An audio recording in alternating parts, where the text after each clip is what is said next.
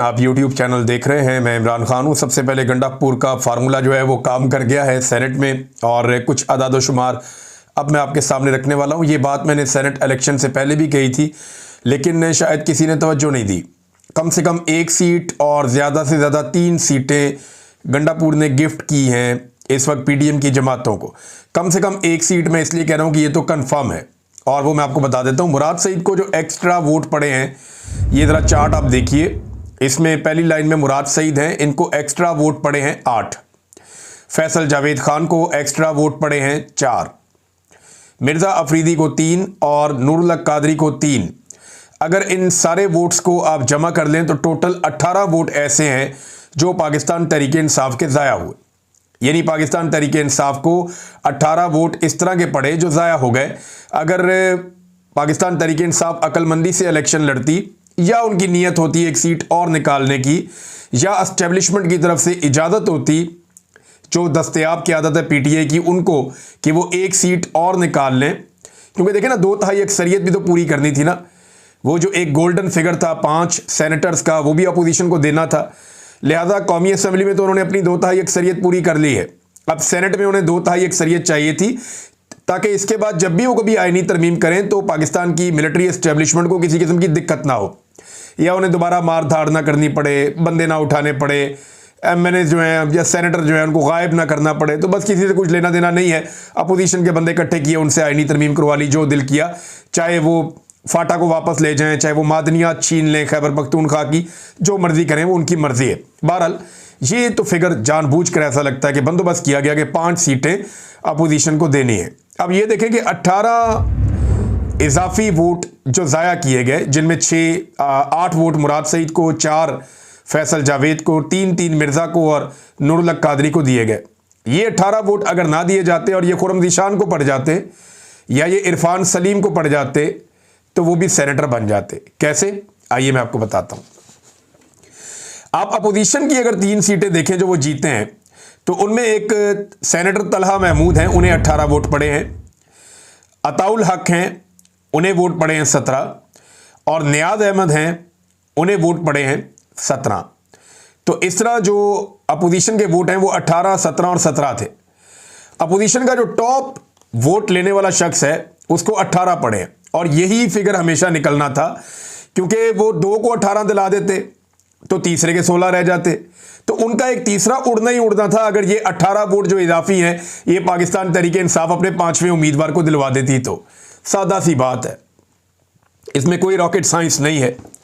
लेकिन ये सीट दे दी गई जानबूझकर अपोजिशन को, ताकि एस्टेब्लिशमेंट भी खुश हो जाए, अपोजिशन भी खुश हो जाए, और मुराद सईद सेनेटर बन गए, इस पर पाकिस्तान तहरीक इंसाफ का नजरियाती कारकुन भी खुश हो जाए। एमल वली खान ने जो है वो बड़ी ज़बरदस्त तनकीद की अली अमीन गंडापुर पे। वो ये कहते हैं कि अली अमीन को मुबारक हो, अली अमीन ने पीपल्स पार्टी का सेनेटर भी बना दिया, जमीयत उलमा इस्लाम का सेनेटर भी बना दिया, मुस्लिम लीग नून का सेनेटर भी बना दिया। अल्हम्दुलिल्लाह अली अमीन PDM को पूरी तरह सपोर्ट कर रहा है। मुझे ताने दिए गए, गालियां दी, खुद पंजाब से बंदा लाकर पख्तूनों का नुमाइंदा बना दिया। ये जनाब एमल वली खान ने कहा है अली अमीन गंडापुर को। अब बातें तो सुननी पड़ेगी। पाकिस्तान तहरीक इंसाफ में बड़ा सख्त मौक़िफ़ है इरफान सलीम के मामले को लेकर, जिसने रोते हुए ये कहा कि मैं अपने कागजात नामजदगी वापस ले रहा हूँ।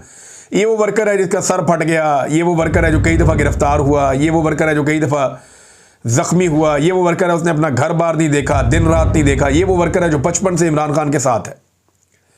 अपनी सियासत का आगाज़ ही इसने इमरान खान साहब से शुरू किया। आतिफ खान साहब ने इसके हक़ में आवाज़ उठाई है, शाहिद खटक ने इसके हक़ में आवाज़ उठाई, और बहुत सारे पाकिस्तान तहरीक इंसाफ के लोग हैं जो इसके हक़ में आवाज़ उठा रहे हैं। लेकिन क्योंकि एस्टेब्लिशमेंट को खुश रखना था, मिर्ज़ा अफरीदी को खुश रखना था, पैसे वाले लोगों को खुश रखना था, लिहाजा पाकिस्तान तहरीक इंसाफ ने 2 मुश्किल फ़ैसले किए। एक तो मिर्ज़ा अफरीदी जैसे अनपॉपुलर आदमी को, जो पाकिस्तान तहरीक इंसाफ को छोड़कर भाग गया था, उसको वापस लाकर इन्होंने बनाया सेनेटर, और दूसरा एक अपने सेनेट की नशिस्त की कम से कम कुर्बानी दी ताकि एस्टेब्लिशमेंट खुश हो जाए, और अपोजिशन के पास जो इस वक्त की हुकूमत है, या KP में वो अपोजिशन है लेकिन वैसे तो PDM की जमातें, उनके पास 2/3 अक्सरियत सेनेट में भी आ जाए, ताकि वो जैसी चाहे मनमानी करें, जैसी चाहे वो आईनी तरमीम पास करें, और उन्हें किसी की मदद की ज़रूरत ना रहे। तो ये अब एक गेम है और इस पर बहुत सारे और लोग भी आवाज़ उठा रहे हैं। ये आवाज़ तो उठती रहेगी। अब नाज़रीन एस्टेब्लिशमेंट करेगी क्या? वो मिर्ज़ा अफरीदी को भी आने वाले दिनों में हीरो बनाएंगे। कैसे? जैसे माजी में उन्होंने पाकिस्तान तहरीक इंसाफ में बहुत सारे हीरोज़ बनाए हैं। इजाज़त मिल जाएगी रोला डालने की, कार्रवाई डालने की, काम शाम करने की, तो थोड़ा बहुत वो आगे आएंगे, थोड़ी बहुत इजाज़त मिल जाएगी ताकि कबूलियत के साथ साथ मकबूलियत भी आ जाए। तो मिर्ज़ा अफरीदी के लिए थोड़ा आने वाले दिनों में आप देखेंगे कि रूम छोड़ा जाएगा और बहुत सारे लोग जो है वो फिर बहुत सारी अजीब बातें करना शुरू हो जाएंगे। ये होता कैसे, मैं बताता हूँ। जावेद हाशमी साहब का एक ट्वीट है, इसको आप पढ़ेंगे तो आपको सारा एस्टेब्लिशमेंट का गेम समझ आएगा कि एस्टेब्लिशमेंट चाहती क्या है और इस तरह की कार्रवाई डालती कैसे। जावेद हाशमी साहब ने ये इंकशाफ किया है कि जो आईएसआई के चीफ थे, उस वक्त कौन थे आईएसआई के चीफ जब 2024 का इलेक्शन हो रहा था, हम सब जानते हैं, नदीम अंजुम साहब। तो वो कहते हैं जो आईएसआई के चीफ थे उन्होंने कहा कि हमारे साथ मिल जाओ, इलेक्शन लड़ो, तुम्हें जितवा भी देंगे। यानी नदीम अंजुम साहब के बारे में वो कह रहे हैं कि आईएसआई के चीफ ने कहा हमारे साथ मिल जाओ, इलेक्शन लड़ो, हम तुम्हें जितवा देंगे, हमारे ऊपर जितनी मर्जी तनकीद कर लेना। अब यही मिर्ज़ा अफरीदी साहब को भी अलाउ हो जाएगा। जैसे गंडापुर साहब भी तनकीद कर लेते हैं, लेकिन ऐन मौके पर आकर डी में दाखिल होने से इनकार कर देते हैं कि डी में नहीं जाऊंगा, बाहर से वापस आ जाते हैं, गोल नहीं कर पाते। अली अमीन गंडापुर कभी पहाड़ों पे चढ़ जाते हैं, कभी इधर कभी उधर, लेकिन वो गोल नहीं करते। तो तनकीद करने की इजाज़त होती है। ऐसी इजाज़त और भी बहुत सारे लोगों के पास ये इजाज़त रही है, माजी में भी रही है। ख्वाजा आसिफ भी आपको पता है, नवाज शरीफ भी जब डील हो रही थी एस्टेब्लिशमेंट के साथ तो तनकीद भी करते थे साथ। वो कहते नहीं हमारे ऊपर जितनी मर्जी तनकीद कर लेना। ये ऑफर किया गया जावेद हाशमी साहब को, लेकिन जब असेंबली में वोट वगैरह देने का वक्त आए तब हमारी बात मान लेना, बस। यानी जब वोट डालना होगा, हमने कोई आईनी तरमीम करवानी होगी, अपनी कोई कार्रवाई डालनी होगी, तब आपने हमारे साथ खड़े हो जाना, अदरवाइज हमारे ऊपर जितनी मर्जी तनकीद करते रहना। जैसा एग्जैक्टली एमल वली खान कर रहा है। एमल वली खान क्या करते हैं कि हर कानून साजी में, हर मुश्किल वक्त में एस्टेब्लिशमेंट का पूरा साथ देते हैं। फजल रहमान साहब भी यही करते हैं और फिर उसके बाद टका के तनकीद करते हैं एस्टेब्लिशमेंट पे। एस्टेब्लिशमेंट हर उस सियासतदान से या सियासी जमात से खुश रहती है जो एस्टेब्लिशमेंट को गालियां दे, लेकिन वक्त आने पर एस्टेब्लिशमेंट का गंदा काम कर दे। यानी आप बुरा भला जितना मर्जी कहें एस्टेब्लिशमेंट को, आप कहें जी बहुत बुरे हैं, मुल्क को लूटते हैं, आप ये भी कहें कि कारोबार करते हैं, आप ये भी कहें कि ये सियासत में मुदाखलत करते हैं, आप ये भी कहें कि पाकिस्तान का बेड़ा गर्क कर दिया, आप ये भी कहें कि निज़ाम पे कब्जा किया हुआ है, जो मर्जी आप कहें, कोई फ़र्क नहीं पड़ता। लेकिन जब वोट डालने का वक्त आए तो आप उनकी बात मान लें, लेकिन जब उनके अपने मफाद के ऊपर बात है तो आप उनकी बात मान लें। तो इससे उन्हें कोई फ़र्क नहीं पड़ता। यही ऑफ़र जावेद हाशमी साहब के बकौल जावेद हाशमी साहब को उस वक्त की एस्टेब्लिशमेंट ने या डीजी आईएसआई ने या चीफ जो थे आईएसआई के, उन्होंने एक ऑफ़र ये जावेद हाशमी साहब को दी थी। नादरीन, अब क्योंकि तहरीक का वक्त आ रहा है तो लाहौर में गिरफ्तारियों का सिलसिला बहुत तेज़ हो गया है।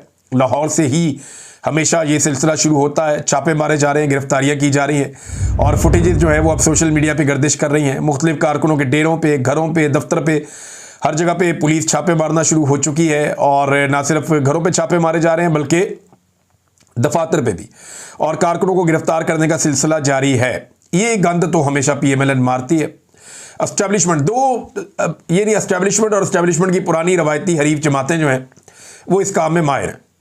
आज जो है वो एस्टेब्लिशमेंट बड़ी खुश है कि जनाब सारी पॉलिटिकल पार्टीज़ को हमने इकट्ठा कर दिया है, सारा गंद इकट्ठा करके हमने एक टोकरा बना दिया है और वो टोकरा हमने अपने सर पे उठा लिया है और अब मिलके गंद मार रहे हैं। सिर्फ एक पॉलिटिकल पार्टी है जिसको कुचलना है और हम कुचलते चले जा रहे हैं। कोई उनके हक में आवाज़ नहीं उठाता, वो मार खाई जा रहे हैं, लेकिन उनकी रिजिलियंस बढ़ रही है। और एस्टेब्लिशमेंट को इस बात का भी आइडिया है कि उनके खिलाफ नफरत में भी इजाफा हो रहा है। थोड़ा अर्सा पहले वो लाहौर में वो चचा साजिद जो था, उसने जो अल्फाज बोले थे, जगह जगह आप जिससे मर्जी पूछ लें, लोग कैमरे के सामने बोलने से डरते हैं। पाकिस्तान के जिस मर्जी चौक में चले जाएं, जिस मर्जी गांव में चले जाएं, पूछे वो पाकिस्तान की मिलिट्री एस्टेब्लिशमेंट के बारे में क्या कहते हैं, तो लोग ऐसी बातें करते हैं कि आपके कानों को हाथ लग जाएंगे। नहीं यकीन आता तो जाके चेक कर लें। जिस बंदे को ऐसा लगता है कि मिलिट्री एस्टेब्लिशमेंट बड़ी मकबूल है, उसे बोले कि जाके किसी भी चौक में खड़ा होकर चेक कर ले, उसे पता चल जाएगा कि इस वक्त लोग पाकिस्तान की मिलिट्री एस्टेब्लिशमेंट के बारे में क्या सोचते हैं। बहरहाल गिरफ्तारियों का सिलसिला तेज कर दिया गया है और क्योंकि पंजाब में हुकूमत जो है वो टिकटॉकर है, जाली हुकूमत है, तो वो तो हर किस्म का जबर, हर किस्म का जुल्म और हर किस्म की फस्तायत ये लोग करते हैं। हसन न्याजी साहब का एक ट्विटर अकाउंट गर्दिश कर रहा है, ये अकाउंट बनाया गया है शायद, और पाकिस्तान तहरीक इंसाफ ने इससे जो है वो एक ट्वीट भी जो है वो इसका शेयर किया है। और अगर पीटीआई ऑफिशियल ने शेयर किया तो इसका मतलब है कि ये हसन न्याजी का अपना एक ट्विटर अकाउंट जो है वो सामने लाया गया है। हसन नियाज़ी का ये जो ट्विटर अकाउंट है ये 2025 में ही, अभी जून 2025 में ही बना है और अभी इसके फॉलोअर बहुत ज़्यादा नहीं है, लेकिन क्योंकि पीटीआई ने इसको शेयर किया है तो फिर हम ये यकीन कर सकते हैं कि ये उनका अपना अकाउंट है। उन्होंने कहा कि मेरी वालदा ने बताया कि चेयरमैन इमरान खान को जेल में किस कदर संगीन और अजियतनाक हालात का सामना है, दिल बहुत परेशान है। उनके साथ रवा रखा जाने वाला सलूक साफ तौर पर हरासती तशद्दुद है। इंसानी हकूक़ की बैनुल-अक़वामी और मकामी तंजीमों की खामोशी अफसोसनाक ही नहीं बल्कि नाकाबिले कबूल है।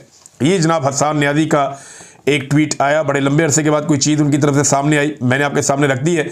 एक और भी बड़ी कार्रवाई डाली गई नाज़रीन, ये कार्रवाई डाली गई अदालत में। ये जो जरा हुई है ना पिछले दिनों गवाहान की, 9 मई का तो सारा का सारा बयानिया उड़ गया, हर चीज़ तबाह हो गई। अब 9 मई के पल्ले कख नहीं बचा, कुछ भी नहीं बचा। अगर इंसाफ होता हो ना पाकिस्तान में एक रत्ती बराबर भी, तो ये 9 मई वाला जो पूरी फाइल है उठा के जज अदालत से बाहर फेंक दे कि इसके अंदर पल्ले ही कख नहीं है। प्रोसिक्यूशन ने टके का काम नहीं किया, कोई गवाह इनका काम का नहीं था, ना तफ्तीशियों ने कोई तफ्तीश की है। हर चीज़ गैर कानूनी गैर आइनी तरीके से की गई है और भोंडे तरीके से की गई है। कानून शहादत बिल्कुल किसी किस्म का किसी चीज़ पे इंप्लीमेंट हुआ ही नहीं। कोई तरीक़ाकार होता है ना, कोई मुरवजा तरीका होता है, किसी तरीके पे इन्होंने कुछ काम नहीं किया। बल्कि अब ये हुआ कि जरा के दौरान जो सवाल जवाब हुए जिनमें ये फंस रही थी प्रोसिक्यूशन और गवाहान, उनमें कुछ सवाल जवाब भी रिकॉर्ड के अंदर से मिसिंग है। अब ये मिसिंग किए हैं तो इसको बदनीयती भी कहा जा सकता है। तो अदालत में ये नुक्ता उठाया गया पाकिस्तान तहरीक इंसाफ के वकला की जानिब से, तो फिर उसके बाद कहा गया नहीं जी इसको ठीक करवा लेते हैं। लेकिन आप देखें कि ये कहाँ कहाँ पे दाव लगाते हैं और कितना विजिलेंट रहना पड़ता है वकीलों को जब वो मुकदमा लड़ रहे हों एस्टेब्लिशमेंट या उनके आलाकारों के खिलाफ। तो नाजरीन एक और ख़बर है और ये बड़ी अफसोसनाक खबर है, ये जबरान इलियास साहब ने इसको शेयर किया है, यूएई से ये खबर है और ये एक अपील भी है पाकिस्तानियों की जानिब से। और अगर यूएई की गवर्नमेंट इसमें कुछ कर सकती है तो उन्हें इसके ऊपर कोई ना कोई रोल प्ले करना चाहिए। जबरान कहते हैं 2 पाकिस्तानी सिटीज़न हैं, एक का नाम है सलमान रज़ा और दूसरे का नाम है जुनैद जहांगीर, और ये मिसिंग है यूएई से, यानी यूएई के अंदर मौजूद थे दुबई में और ये वहाँ से मिसिंग है। 10 महीने हो गए हैं इनको लापता हुए और एक नई स्टोरी आई है जो ये मेंशन कर रही है या ये बता रही है कि इन्हें यूएई की लॉ इन्फोर्समेंट ने डिटेन किया था। अब खबर ये आ रही है कि इनको यूएई की जो लॉ इन्फोर्समेंट है उन्होंने डिटेन किया था, उसके बाद से इनका कुछ पता नहीं। 10 महीने हो गए ये बंदे लापता हैं, पता नहीं ये यूएई में है या किसी के हवाले कर दिए गए हैं, क्योंकि ये पाकिस्तानी है और ये पाकिस्तान तहरीक इंसाफ के हमायती हैं, तो बहुत मुमकिन है कि पाकिस्तानी एजेंसियां इनको ले गई हों, लेकिन अभी तक हम कुछ कह नहीं सकते, कंफर्म कुछ भी नहीं है।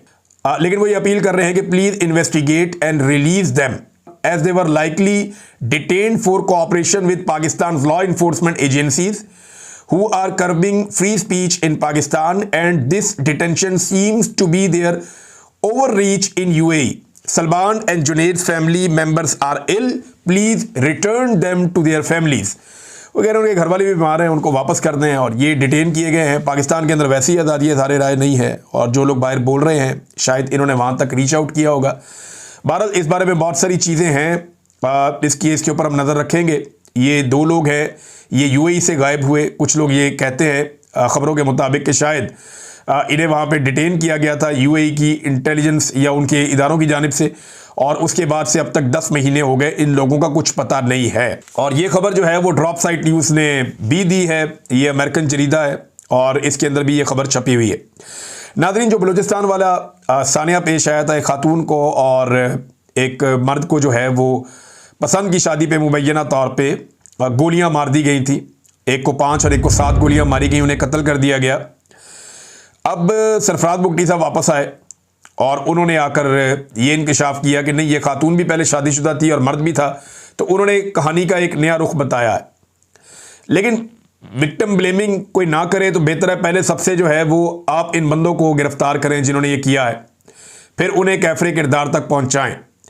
कोई भी शख्स अगर गैर कानूनी हरकत करता है या कोई गलत हरकत करता है तो अदालतें मौजूद हैं, कोई अपने हाथ में कानून को नहीं ले सकता। और अभी तो कुछ भी कहना कबल अज़ वक्त है, इसकी तफ्तीश होगी, तहकीकात होंगी, तब मामला पता चलेगा।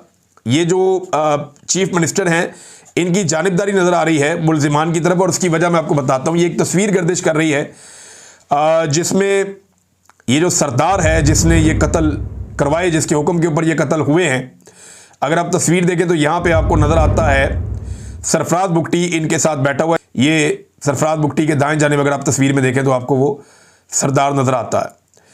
अब ये पीपल्स पार्टी का एक झंडा भी पड़ा हुआ है टेबल पे। इसका मतलब है कि जब बुगटी ने पीपल्स पार्टी ज्वाइन की और बलूचिस्तान में जिम्मेदारी संभाली, उसके बाद की तस्वीर है। तो एक ताल्लुक तो अब एक तरह से बन रहा है कि बैठ के तसल्ली से मुलाकात हो रही है इस आदमी से, सरफराज बुगटी की। और सरफराज बुगटी ने अपनी प्रेस कॉन्फ्रेंस में इस शख्स का नाम सरदार साहब कह के लिया है, सरदार साहब। और एक और प्रोग्राम में भी, टीवी प्रोग्राम में भी यही कहकर लिया है। अब यही वजह लगती है कि इस सरदार के साथ जो है वो थोड़ा नरम सलूक किया जा रहा है। ना इसको हथकड़ियाँ लगाई जाती हैं, ना इसके मुंह पे काला कपड़ा डाला जाता है, ना इसको घसीटा जाता है, ना इसके ऊपर सख्ती की जाती है। और इसका छोटा सा रिमांड भी होता है, बड़ा रिमांड भी नहीं होता। अगर इन चीज़ों को आप इकट्ठा करके देखें तो ऐसा लगता है कि ये तस्वीर इसकी वजह है, या सरफराज बुगटी का कोई गहरा ताल्लुक इस आदमी से डायरेक्ट या किसी और तवस्सुत से निकलता है, जिसकी वजह से सरफराज बुगटी साहब जस्टिफिकेशंस भी दे रहे हैं, मामले को दूसरा रुख भी दे रहे हैं, बंदे के साथ नरमी भी बरती जा रही है। और सरफराज बुगटी साहब की ज़ुबान के साथ शहद लिपटा हुआ है जब वो इस आदमी के बारे में बात करते हैं।